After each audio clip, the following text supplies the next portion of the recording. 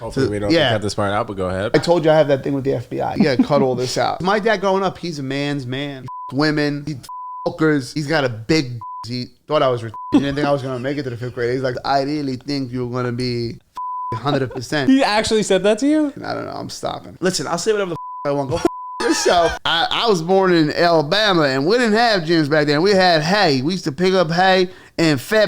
So you telling me you saw Ted Jones? What's up, guys? Ted Jones of the Ted Jones World podcast. Thursday, we have the Ted Jones Comedy Show. Check the link in this YouTube video, Spotify, Amazon Music, Apple Podcasts, wherever you're listening to this podcast. We got a part 2 today with Tony Dabaas. Listen, it's a tough situation here. You gotta pay the Lord $500. Who are you? Are you a priest right I'm like there? an Irish Conor, priest. Conor McGregor priest. An Irish priest. I don't know. What's up? What's up? All right, come on in, buddy. What's up? If I can have you take off the blades? No, I don't. I got nubs, man. Bro, would you do your hair up for the pod? Oh yeah, It looks good. We appreciate it. No, I got a little bit of a fade. You know what I'm saying? What's up, dog? Dog. Good to see you, man. I'm wearing the sunglasses the whole time. All right, let's do it. No, I'm kidding. You can do whatever you want. I love it. Get in there, bro. Get situated. Yeah, and so what's up with this Nets basketball jersey? You're a Nets fan? Big this? Brooklyn Nets guy? Yeah. Oh, this.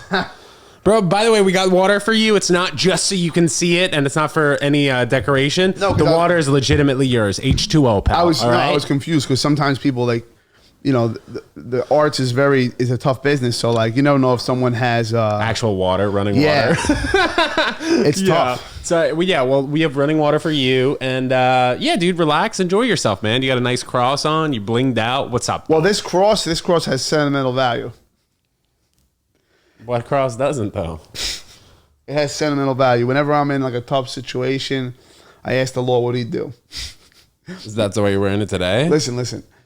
This gotta cut all this out. We haven't even started. Cut it all out already. Which part? Everything. It's too much. Cut everything out. Is this thing rolling? Yeah, I told you I have that thing with the FBI. I can't really be talking about stuff. No, that thing's rolling though, for real. You look like you're a member of the FBI right now with those glasses. All right, Nets basketball, bro. Let's get to it, and then we can get to your cross. All right. So what happened with the Nets shirt? It's kind of, I grew up fat. Yeah, you know, I was 280 pounds, bro. Yeah. So I never really played sports. Plus, my father, he worked every day. My mom was a hairstylist. Arab family. Nobody watched sports in my house. Yeah. Everyone's studying to be a doctor or fucking working a full-time job. You know what I mean? And I don't know who these basketball players are. So I do like this Valducci's truck. It's a pizza truck where it's like a famous pizza place in Staten Island.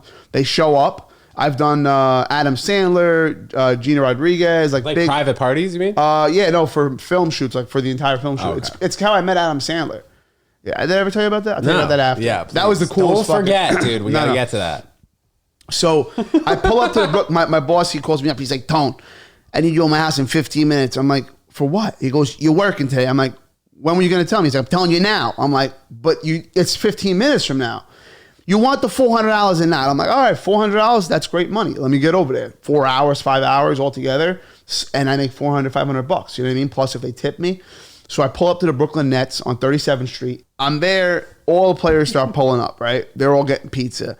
I'm making everything ready, pepperoni. It's a lot of work too. Like it's a hustle. Like you got to serve 100 people in an hour. You know what I mean? Like, and it's quick. Pepperoni. I want veggie. I want this. I want gluten free. You know. So this one guy, these two Irish guys. You know, familiar with the players over there? Yeah, Australian. On the Nets. On the Nets. There was two Australian guys, right? I thought they were like the coach. I was like, oh, you guys the coach? They're like, aye, mate. I'm on the team. I can't even do the accent. 6'10", yeah. I can't do the accent, but this guy thinks we're on the team. So this one guy comes up and he's mad tall, and I'm looking at him. I'm like, all right, pepperoni or plain? And he laughed and he's like, yo, you don't know me, do you? He's like, you don't know who I am, do you? Like, because he knew I had no idea who this guy was. It was Kevin Durant, and he literally like was standing there, and I didn't know who the fuck the guy was. Why did he say that to you though? Because I was like, you know, I don't know. He said to me, he's like, I'm like, pepperoni or what's it called? Because he goes, people, they normally look at him different when they see him. I looked at him like he was nobody. I did not know who he was ever. Like I never seen his face. So he looks, he's like, you don't know who I am, do you? You watch, you don't know. Actually, what he said was, he's like, you don't watch basketball, do you? He's like, you don't like sports. I was like, no, I don't really watch sports. She's like, no, because people usually like their eyes open up sometimes, like they have like a reaction or something. I have just gave him nothing. He's like, yo, that's cool. He's like, yo, I'll take 2 pepperoni, whatever he said. And he's like, yo, you want some shirts? I was like, yeah, I'll take some shirts. What size are you? I'm like, small. He laughed. What was crazy is I was in a truck and I was eye level with this guy. So I was like, this guy is massive. Yeah. I just knew he was an important player because he stepped out of a Rolls Royce Phantom. So I was like, this motherfucker's got money like that. You know what I mean? So yeah, it was cool. It was cool. And then I met Adam Sandler that one time. Wait, but basically just to end that Kevin Durant story, Yeah. he just gave you shirts. Oh, he gave me this shirt. Yeah. He gave me a white tank top that says Nets on it. And honestly, they're some of the nicest shirts I've ever had. Yeah, they're probably high quality. They're really like dope. I think this is Fresh what NBA. I think this is what they wear or some shit. Yeah, authentic ass. Yeah. So it was just kind of cool and like, you know, that's how like, I mean, look, I've already met my idols. Like, you know what I mean? Like, I'm a comedian.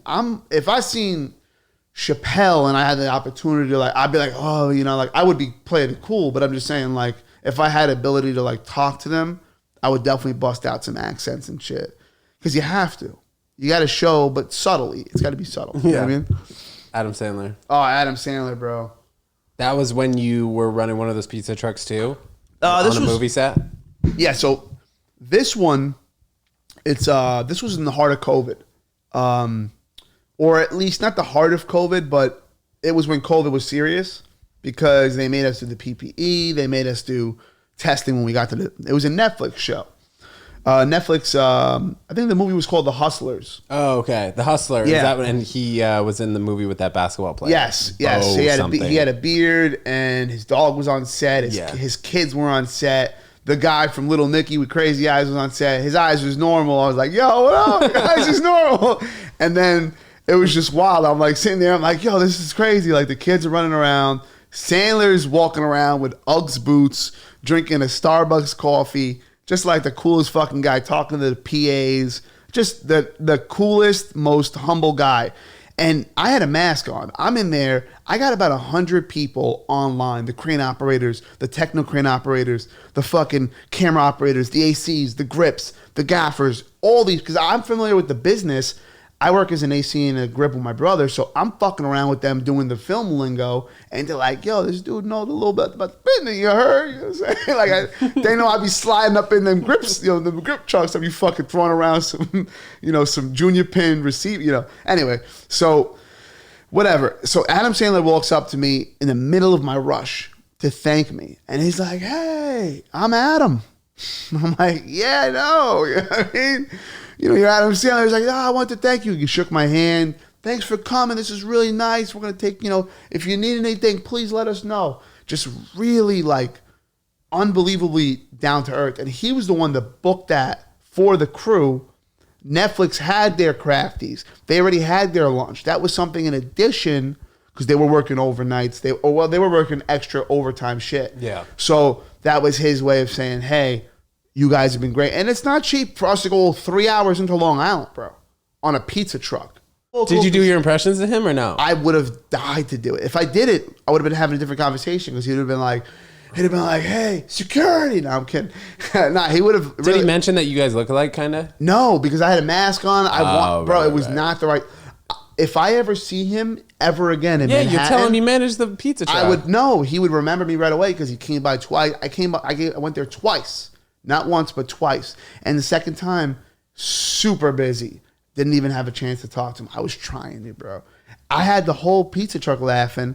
The whole people outside, I was fucking had them cracked because the line was really long and they were getting impatient. I was warming up a lot of pizzas and, you know, I was high as a kite, to be honest with you. So, dude, you're a pizza connoisseur and an ice cream guy? I was high as a kite. The first time, I was just like, I blacked out. Sometimes I like, in the past, I would just work these like events. I remember one time I did Back to the Beach on the ice cream truck. In South Beach. In Staten Island. Yeah. You been there? No, bro. We talked about this last time. Yeah. We did a hell of a job. I've been to South Beach in Miami, but maybe different than Staten Island. It's really, you see like South Beach in Miami and Staten Island, they're like nothing alike at all.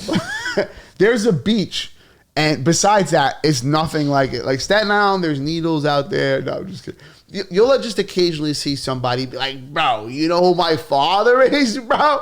Like walk, that's like a standard thing you see in Staten Island. What? They're called like Italians. Mafioso though, or like kidding. lawyers and shit. No. Oh, you can't Just talk like, about that? No, I'm talking about like just people. It's a Staten Island thing. Like Staten Island is known for people. Who says that though? Staten Island people, like the real crackheads. You know who my dad is? He's like, bro, you know who my father is? Bro? Implying what though? What would the father do if somebody said that? You're like, yeah, pretty much like fucking take care of them. Yeah. Like mafia. Yeah, shit. mafia. So, yeah. We touched on that last episode. Listen, this camera. But you want to. Anybody who watches this podcast. Yeah, it's not real. It's all you're playing a character. No, I'm talking to the audience. Oh, now. go ahead. My bad. You see what you see on this podcast. You shut your fucking mouth. You enjoy the fucking thing, and you close your fucking mouth. You say something. I'll find your IP address with modern technology. Go to your fucking house. I'll use ChatGPT to stick a. Did anyone listen and call you out? Like, I'll bleep this name out, but like when he was like, "Oh, you stole the fucking like ice cream and shit." That was allegedly stolen. Yeah, that was alleged. So like, this is the thing, you know. Someone's gonna steal something from you. It might as well be somebody you're actually cool with. You know what I'm saying? Can I go to your bathroom? No, I'm just fucking with you. What are you gonna do? I've never stolen a single. No. Oh, you were gonna steal something from my bathroom. I got kidding. Nothing in there. Contact lenses. All jokes aside, I've never stolen a single thing from anybody in the past 2.5 years. Yeah. No, in my life, like I've never actually. But like business is different. Like I'm working for somebody, right? Listen, this is the truth. It's hazardous conditions. I care enough to give them a respectable number. I'm not being a dirtbag. This is how it's done. I'm not saying I do it. I'm just saying if I was to do it, if it were to be done, this is how you do it. This is the way it would happen. All right, allegedly. Okay, you know, can I get an order in the court? No, I'm kidding. This edible's really kicking in. I'm just fucking around. Woo! You took an edible before? No, absolutely not. You smoked a little bit though. Nah, I don't know what you're talking about. Oh, okay. My mother might be watching this. Oh yeah, true. She's a Christian. Cut that out. I've got to be the most unconventional situation you've ever had. You're like, listen, I know. Yeah, last episode we had to cut out like 10 to 15 minutes. People like, you know, some people make fun of autism and they're stand up, and you're like, after meeting Tony, I realized that he's actually probably got autism, but probably something else as well. Something's not right with that guy. Who knows? You want to get to another topic, or I don't know. What do you want to talk about? I want to talk about your cross that you were talking about. Was that just like a thing in passing you're talking about when you wear it when you need? I actually had luck? No, I have. This is like not real. You know what I mean? It's not a real like chain, but whatever. Anyway, it's like the first one I had was real. But bro, you were gonna say I actually had and then you. Yeah, I had a really nice chain, real gold chain. Oh, okay. And it was an anchor, and my father bought it for me when I graduated. When I graduated 5th grade, because he thought I was retarded. He didn't think I was going to make it to the 5th grade. He's like, Tony, this for you because I really think you're going to be fucking retarded 100%. He actually said that to you? Because my dad growing up, he's a man's man. He fucked women. He fucked hookers. He's got a big dick. I'm over there playing with fucking toys, talking to TY teddy bears. My dad thought I was like a fucking pussy. He's like, this guy. Yeah, did your mom convince him otherwise? Like, oh, Tony, you just had a nice. My mom was lost. My father was cheating on my mom in the past, back in the day, you know. And my mom knew about it. I don't think my dad does anymore. I'm just saying, like in the past, and you know, I don't know what I was saying. Yeah, my mom, she was cheating too. You know what I'm saying? She was in a relationship with the Lord. No, I'm just fucking around. But we should do that one again. That's a funny one. What? No. I said we should rerun that. Okay, go. We can do a clean one. Go. She was in a relationship with the Lord. No, so my father back in the day used to cheat. You know, my mom and dad worked it out. They fixed it. And, you know, my mom was cheating too. She was in a relationship of her own. Like, she was cheating on my dad with the Lord. You know what I'm saying? She used to read that Bible all day. I'm leaving both in, yeah. She spoke. No, she spoke to that guy more than anybody. You know, and it's funny because my mom's always like, Tony, do you feel the presence of God? Do you pray? No, like she'll call me up, my mom. She'll call me up and she'll be like, Tony, did you pray today? I'm like, Mom, I'm 30 years old. Like, I got work. I got things to do. She's like, but Tony, do you feel the presence of God in your heart? And I'm like in the gym at the time, looking at all the fat ass everywhere, just spandex. Pow! pow.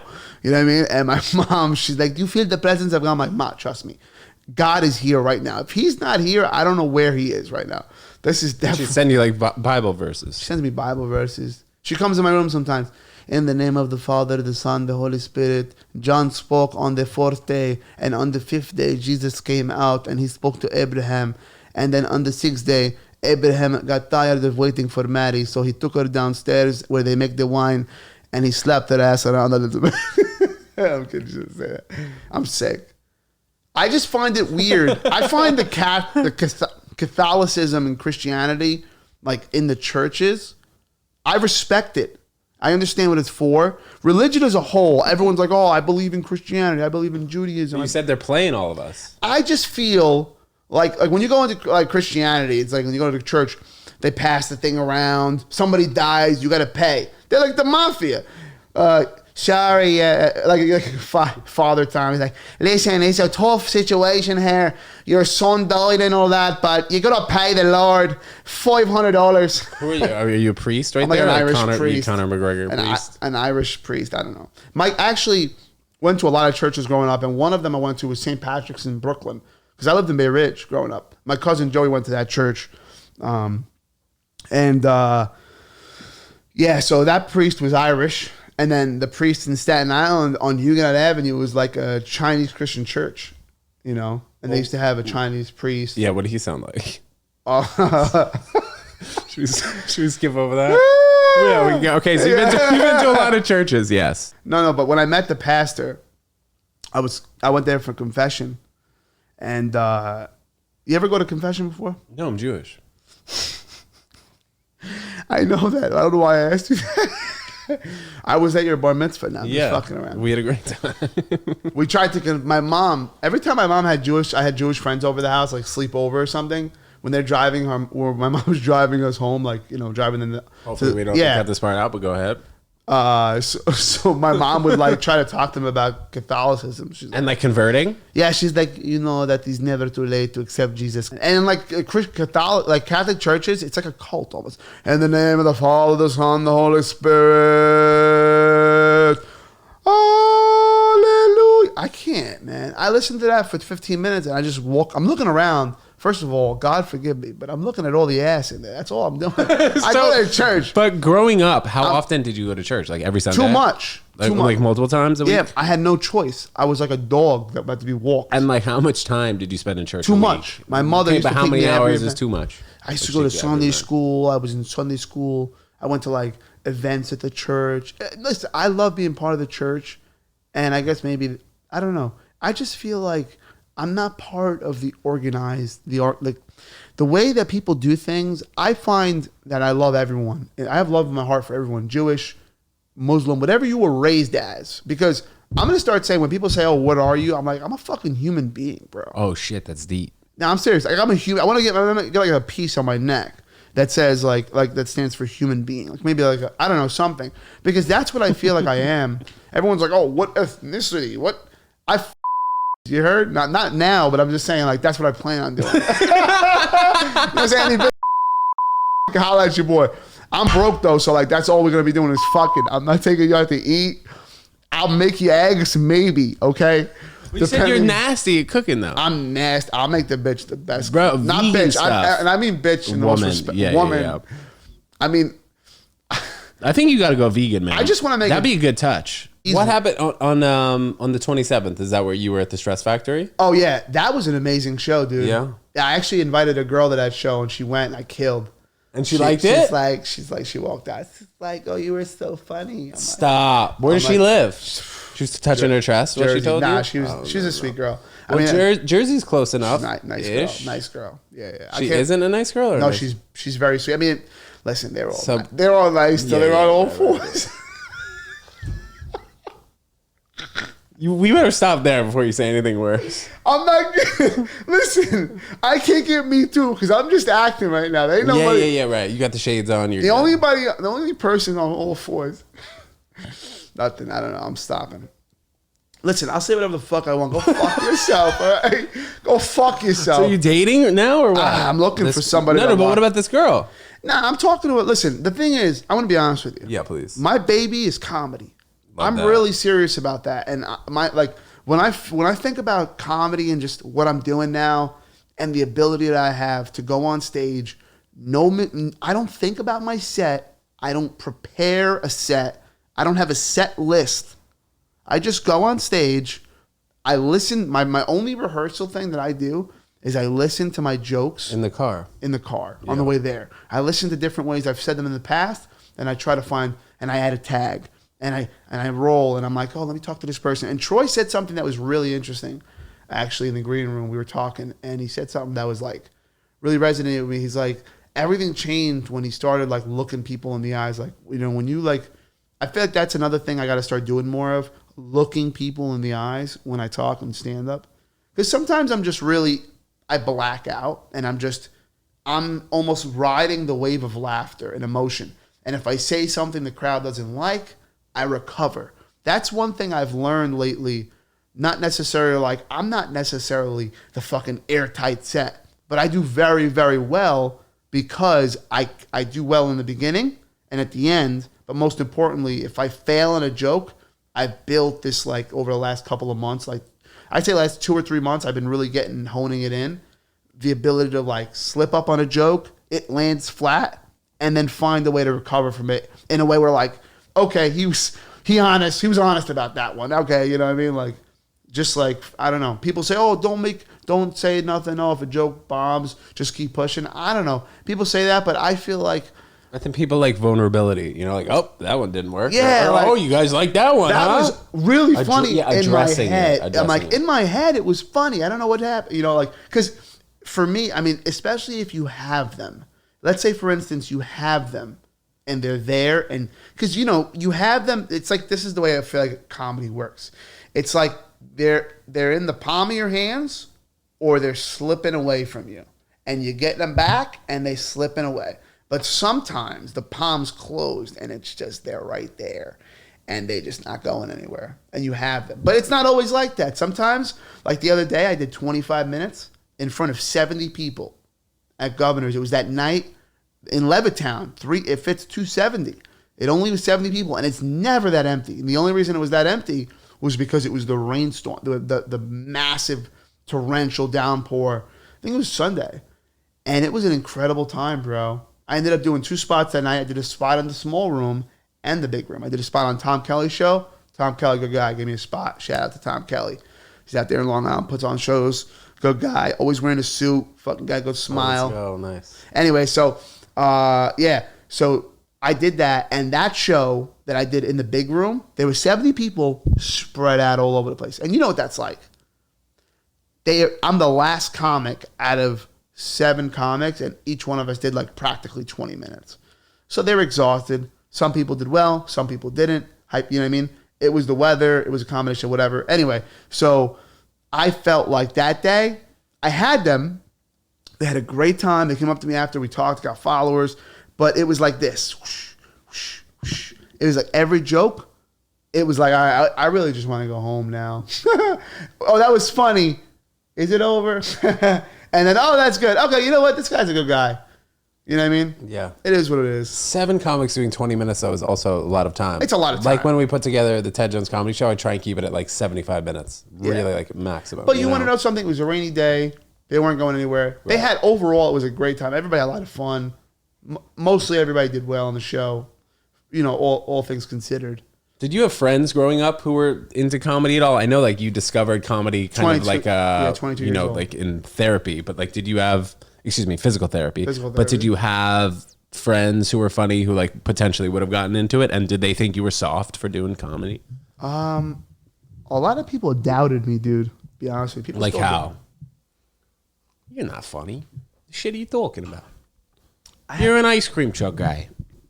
I have some people that still, like, I'll see people in the gym, and they'll be like this old guy. He's like, hey, pal, how you doing? Everything good? Everything good? You doing that comedy nonsense? Still doing that comedy thing? Yeah, it's good stuff, you know. They talk with, like, a sense of arrogance. Like, there's different types of people. Like, people have a certain way about them when they're retired, right? Then there's certain people who have a certain way about them when they're retired. Like, a guy could be retired in Staten Island from the MTA. Makes like $5,000 a month in pension. Yeah. But walks around like he's a fucking multi-million. Yeah, I'm good. I'm set up. I'm doing my thing, I got a little boat. I got a little house, over here. I'm doing my thing. They got 7 chains on, inherited from years and years of being a white supremacist. You know what I mean? You know what I'm saying? Hey, listen, you gotta go. You go to school. You're waiting tables. You go to school. What do you do? Listen, get me a cup of coffee. Hey, listen, this is $5 for you. All right, take care of yourself. And $100 bill.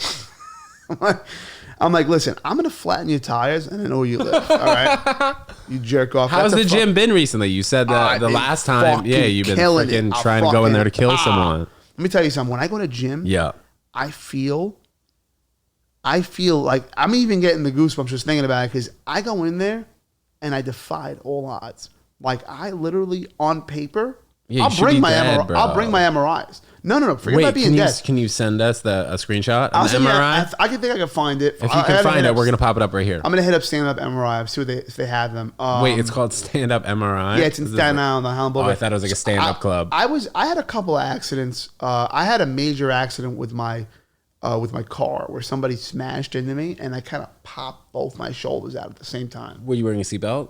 I was wearing a seatbelt. Yeah. And was this in a truck or was it in your car? No, this was in my car. I was driving a stick shift car, so I was pushed up against the steering wheel, stretching, and that was the moment waiting for the red light. And that was the moment they were coming off the highway, full speed, 60 miles an hour. Oh. Boom. Smashed, totaled my car. Rear-ended you?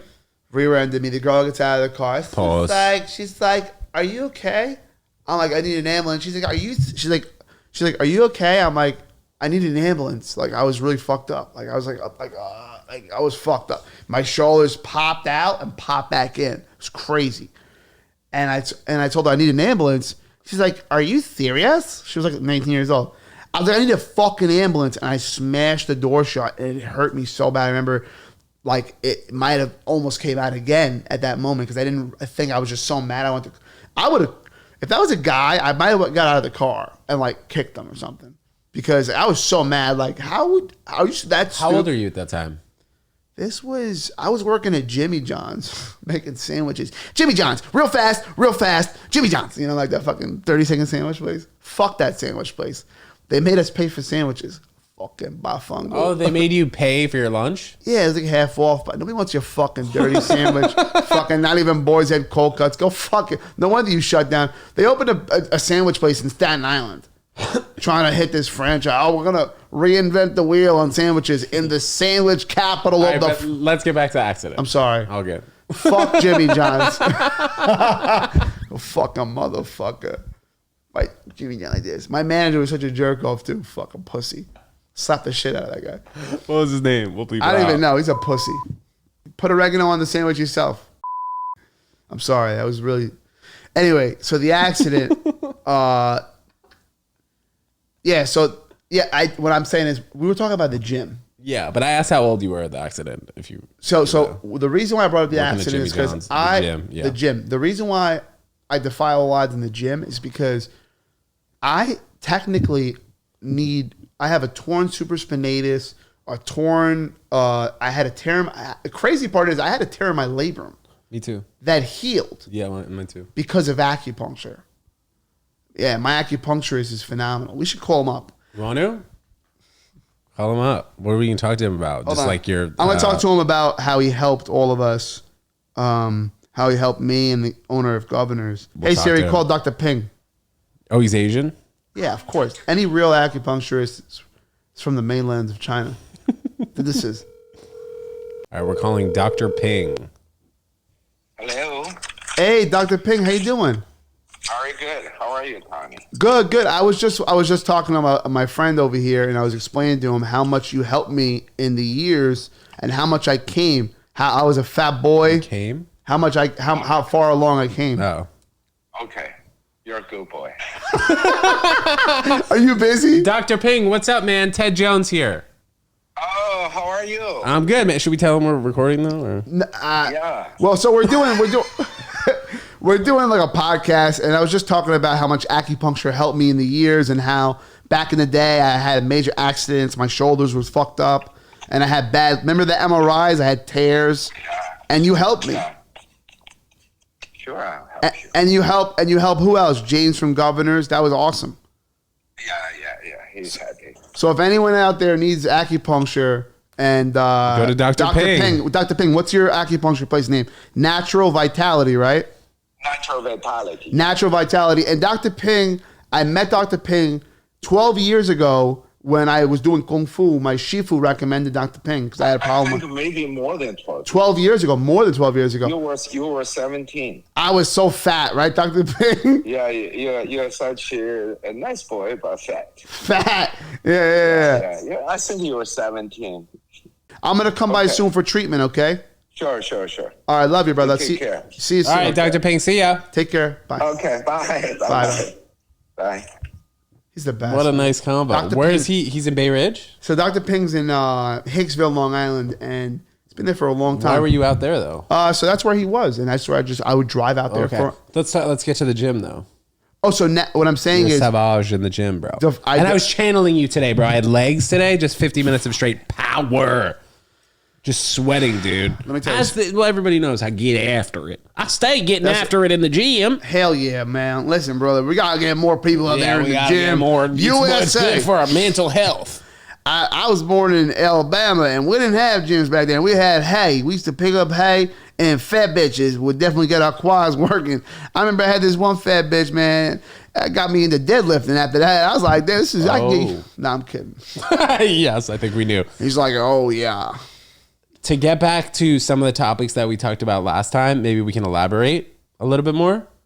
Your ice cream business at 14. How much money do you think you made from... What, you just have a... just blanked out. A blackout? I blacked out. From what? Were you like shaking a little bit? Stupidity. No, bro. Dude, you're not a stupid guy. You need to chill with that shit. I'm just kidding. Seriously. You're like, oh, I'm stupid. I'm this and that. Bro, I you're consider nice. You're a little bit all over the place, but we're keeping you online here. I consider myself to be... to be honest with you, Yes. I consider myself to be almost a genius. But in a savant, Okay, yeah, but in a that's savant way. Like kind of how Interesting. Kind of how Rain Man was. Why don't you just... Do you know what Savant is, though? Yes, it's like extremely hyper aware of certain things and able to do certain things that normal people can't do. It's like Albert Einstein. Like for instance, today I was taking care of a table, right? And like I'm circling around the table. There's 15 people, all retired, all living in their own world. Regular people, city workers, they're having a little breakfast thing. I'm walking around them with the coffee pot. First of all, these people, they're not aware of anybody. I'm looking at them. I'm looking at their hands, their watch, their jewelry. I'm fucking scanning everybody. I'm looking at who's got what, who's got dirty fingernails, who's got one nail long, probably do coke. I'm looking at everything. People don't have that. People aren't aware of things. People just walk around aimlessly in the world and consider themselves to be smart, successful people, when really they'll get fucking stabbed in the neck by a homeless person because they don't know when a threat's coming. And I think that's when I'm in the gym, I'm training. I told you this before, I think, as if I am about to go out and perform the 300 to 3,000 people. You said 50,000. Is it 50,000? Yeah. That's how I feel on the inside. But I don't want to sound too cocky, but I really have high hopes for myself, man. I'm gonna be honest with you. I don't think there is mistakes in life. I think that when someone's ready, it's like an egg. You know what I'm saying? Some people are premature.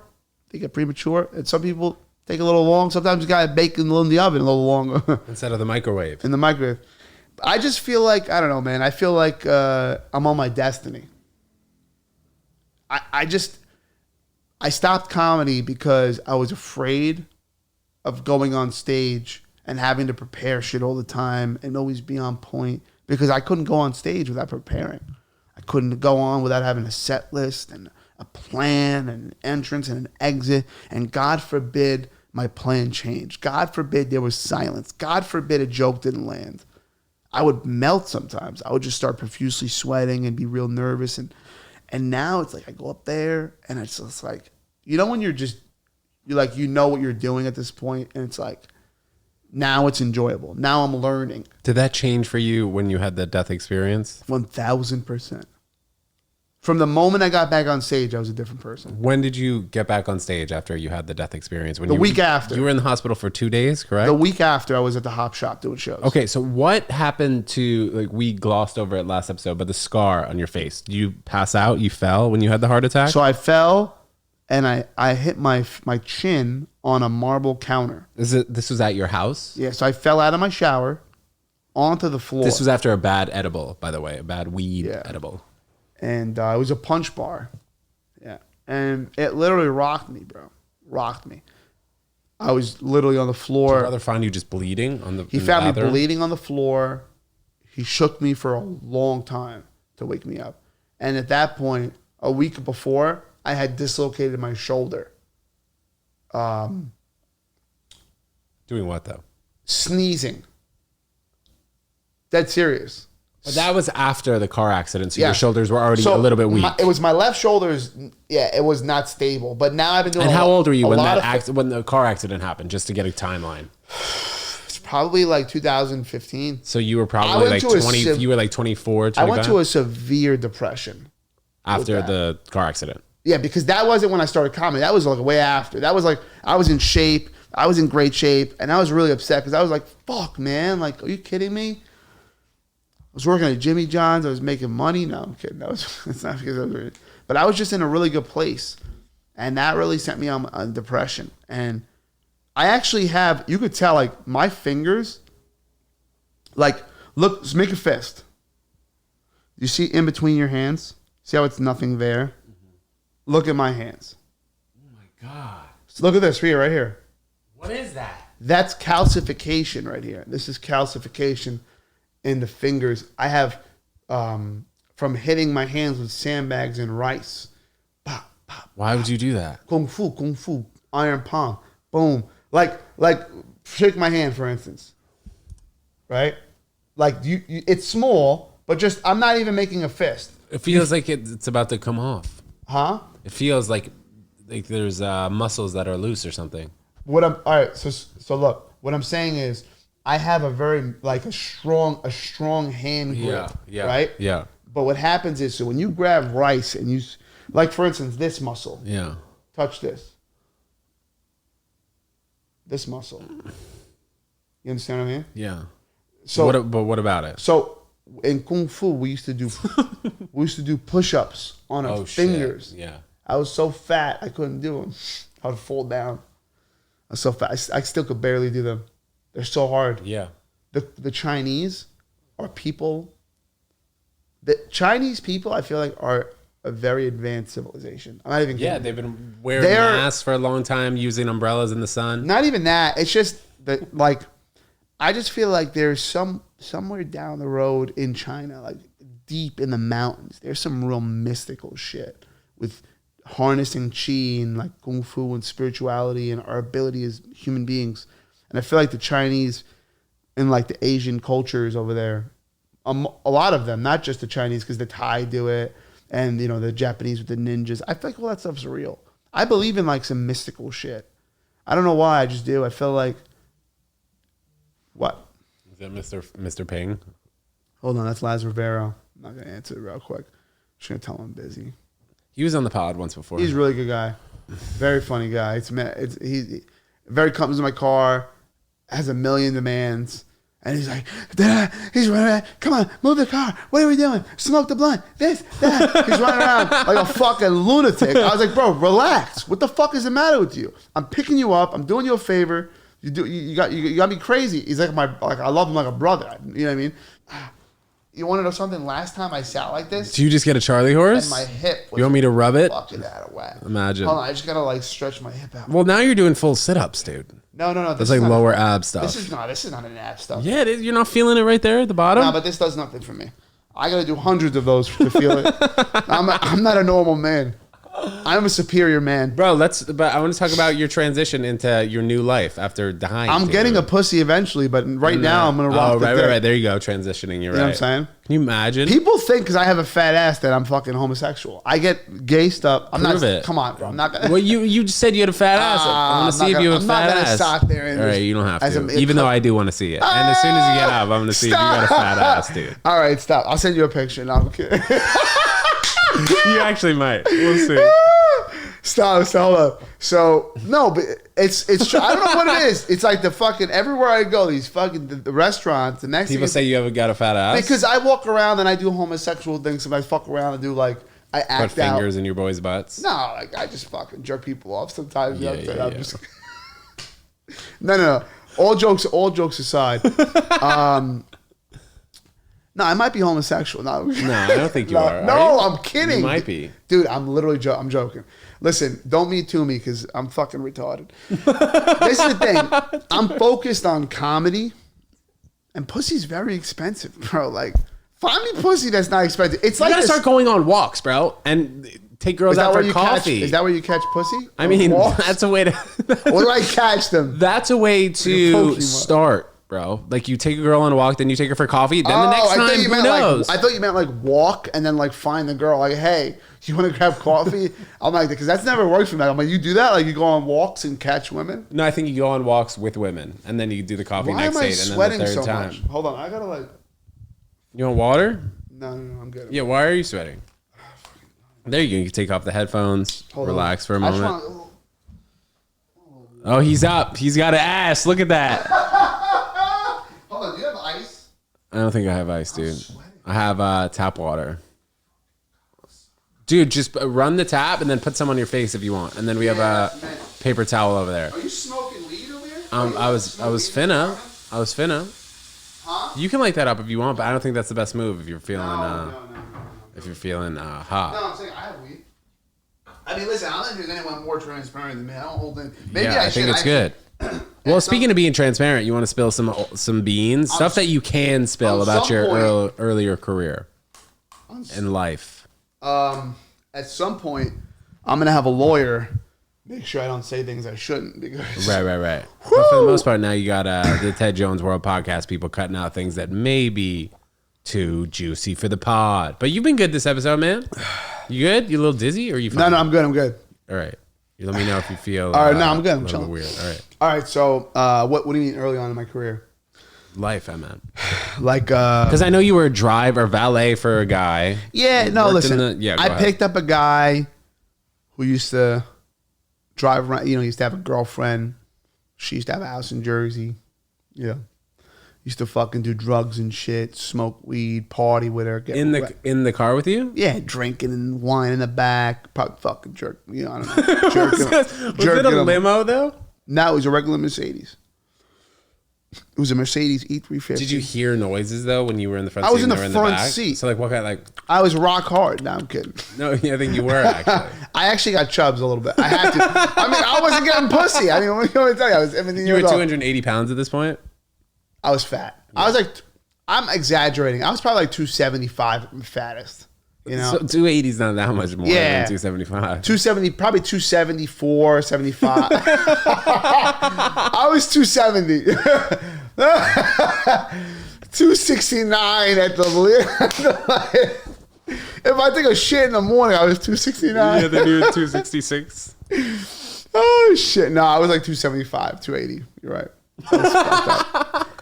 I'm a fucking compulsive liar. What are we gonna do? No, dude, you were just talking about how you spill the beans. You're the truth guy. So yeah, and what was your experience? I guess to go to another topic. What was your experience like growing up in Bay Ridge, though? Did you know like a lot of bad people doing bad things, or what? My uncle used to be like a thief too. He used to take me to like stores and like we could wear puffy jackets and stuff me up with like prosciutto, filet mignon, chunks of filet mignon. Yeah.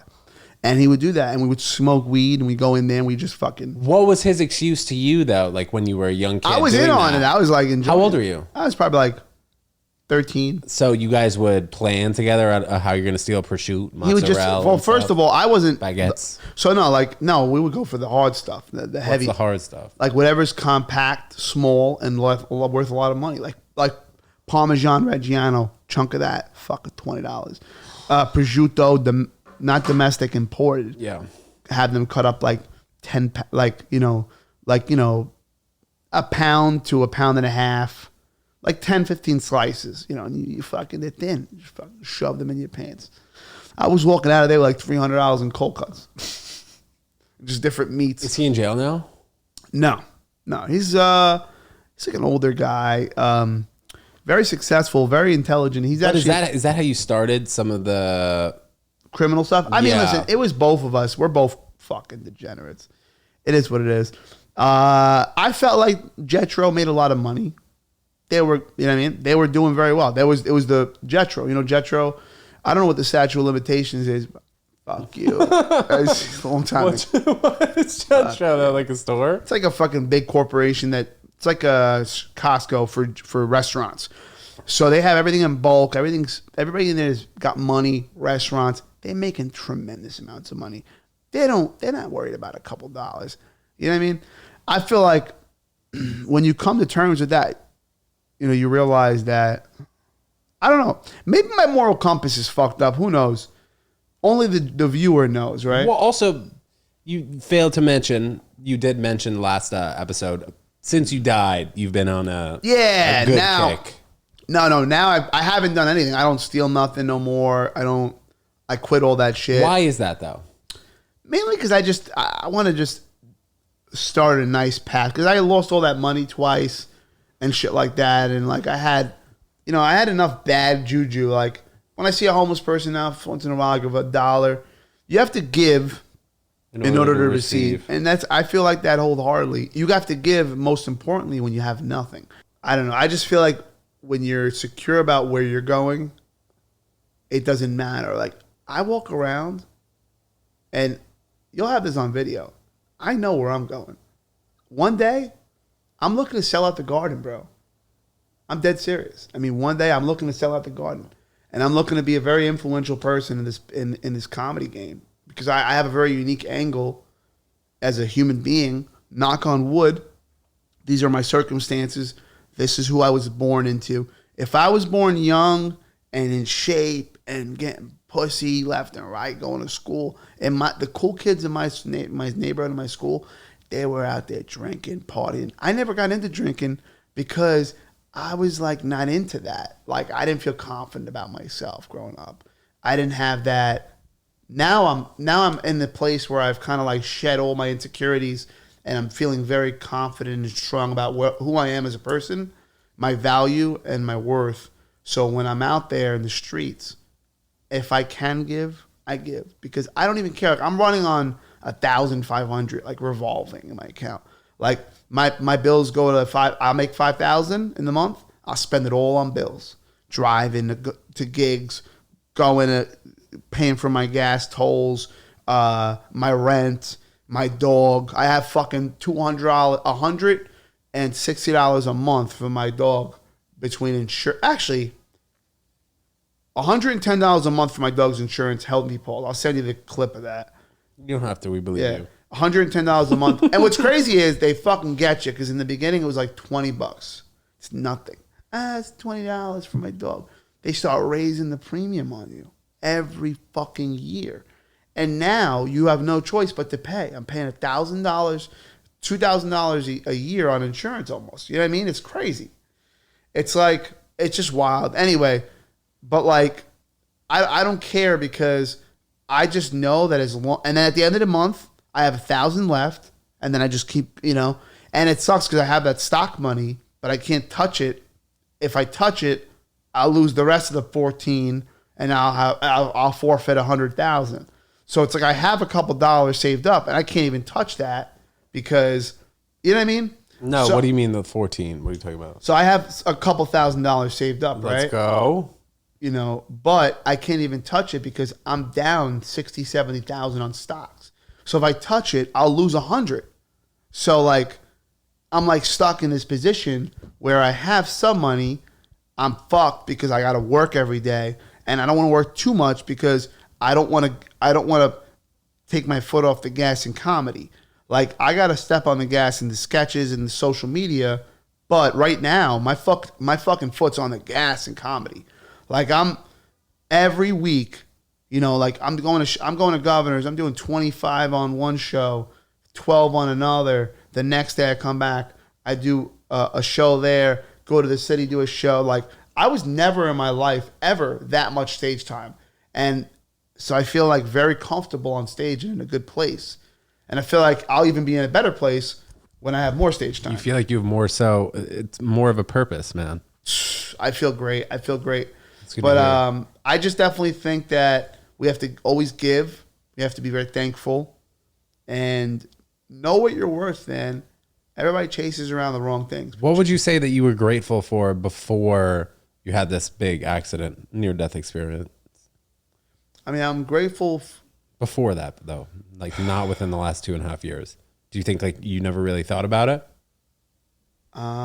It's very difficult to be grateful in, you know, while you're living. But if you just take yourself outside of yourself for a second, You're you can saying, like you're saying, after I died, what was I grateful for? before. Yeah.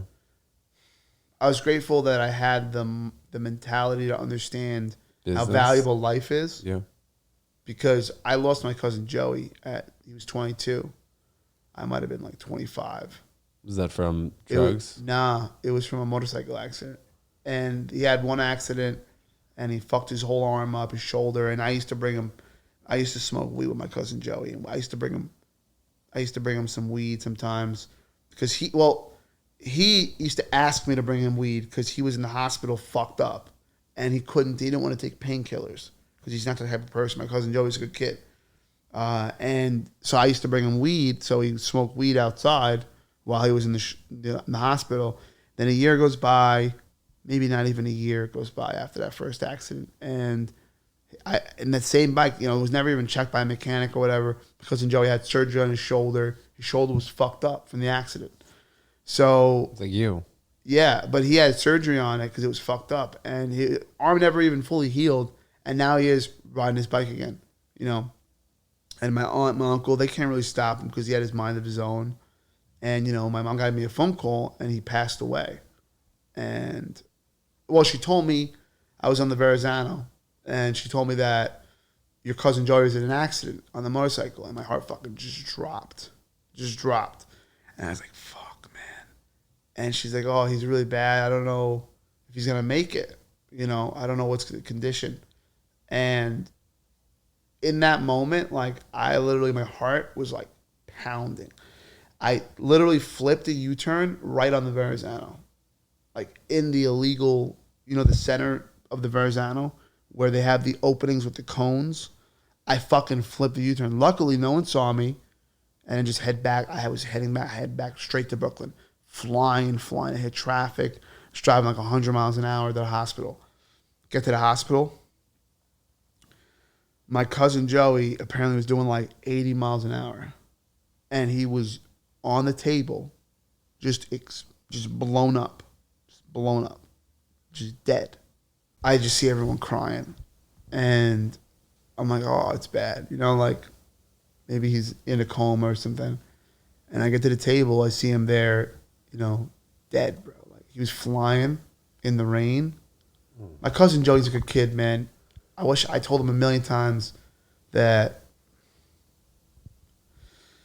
So anyway, so I seen him there, and You just told him to slow down and, you know, don't go. so no, I seen him there, and it was really hard, bro. It was hard because like it's even just thinking about it, it makes me tear up because like he was like my brother. I literally grew up right next to him in Bay Ridge. We were boys, you know what I mean? Like, we literally used to fucking, like, be in the shower together. Like, every day we would spend, you know, like, even from babies. And he was like my little brother. And when he died, when I seen him there, it was just so fucked up. My uncle kept telling me, you should have taken the bike. And it was, at that time, I was on the ice cream truck that whole week, making a lot of money, being greedy, driving it around. And my Uncle Sammy, my mom's brother, not my Uncle Sammy, my other uncle. I have a lot of Uncle Sammys. So my Uncle Sammy, my mom's brother, was calling me up left and right. Call him, buy the bike. Because he wanted my car, my Subaru STI. He wanted my car. But his father didn't want him driving stick shift. So he Joey wanted the car. He wanted my car from the beginning. I had the race car. So it was in 2016. My cousin Joey passed. It's in that time frame, that area. And so he went against his father's will, bought a motorcycle. Never meant to be riding that. He never knew how to drive stick shift. He just didn't have. People don't fear bikes. I ride bikes. I ride everything. I understand motorcycles. Wow, what is that thing? A lanternfly? All right, fuck that thing. Anyway, should you kill it? No, there's no lanternfly in here. Maybe it's a little No, fly. there's a lantern. No way, it's a lanternfly, bro. Where? That thing right. Lanternfly. Get that motherfucker. Motherfucker. What do? I can't kill it. I'm vegan. Are you? You know I'm vegan. I mean, you gotta eat it. Go ahead. I gave him a listen here, you mother. You put the camera, you shut the camera off, you fucking beat this. Oh, you let it out? So yeah, my cousin Joey, man, my Uncle Sammy wanted me to buy the bike. But because I was on the ice cream truck making money and I didn't want to take a day off, I was planning on buying his bike so that he could eventually get my car. He wants to buy a stick shift car. And so just because of the way it was worked out, I never ended up picking up the bike. I was going to buy it because I was sitting a lot of money. I was making a lot of money on the ice cream truck. I was just, all right, whatever, $3,000. I put it away. I'll sell it. I'll throw it away. I just want to get my cousin Joey off this bike. That whole week, every single day, my Uncle Sammy called me. Hello, Habibi, please, تعجب البايك ما بدي إياه يسوق الموتورسايكل ما بدي إياه يسوق الموتورسايكل. Come get the bike. I don't want to ride on the bike. Please, come get the bike. I don't want to ride on the bike. Every single day for that whole week before he died. And then my mom calls me, tells me he was in an accident. When I got to the hospital, I see my cousin Joey down on the table. And my Uncle Sammy was just like, he was like, I told you to take the bike. I told you to take the bike. And I was broken, bro. My Uncle Sammy did not look at me the same for at least 3 years, maybe 4. I'm dead serious. He did not. This is my uncle. And I was one of his favorite nephews. I was the funny nephew in the family. He loved me. He used to fatten me up. He was part of the reason I was fat. He loved me. And ever since that day, it just completely changed. And he kind of like blamed me a little bit, blamed his wife, blamed everyone. But that gave me a deeper meaning for life. And I say all the time, I don't know. It's crazy, man. God, like I say to myself, okay, what if I took the bike and then he got a car like mine? My car is very fast. I have a race car. I have a Subaru STI, 0 to 60 in 4 seconds, 4.4. It's a rocket ship, but it's a tin can too. It's mad dangerous. If you crash that thing, it crumbles. It's light. It's a race Japanese car. You know what I mean? It's light. So I say to myself, if my cousin had that, maybe God forbid he would have had somebody else in the car. I don't know. I don't know how the world works, bro. I don't know why things happen, but that broke me for a long time. That hurt me, and I definitely respect and value life much more after that moment because it was like, whoa, we could die. You know what I mean? Like that was a scary situation. Yeah, it was very hard, bro. It was hard. Is that probably the hardest moment you've had? That was the saddest day of my life. Yeah. To this day. I love my cousin Joey, bro. And one day when I make things happen, I'm going to do things in his memory. You know what I mean? For sure. I'm going to put his name in a book.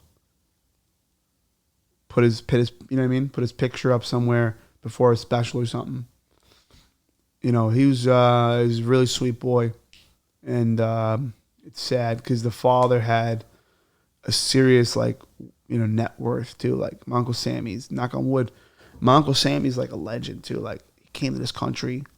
He was born out of nine brothers and sisters. My mom's brother, he had a Tala handbags, and he used to sell handbags to Macy's and Bloomingdale's and all these big companies. He used to have this huge, real, legit leather handbags. That's before Coach was the wave.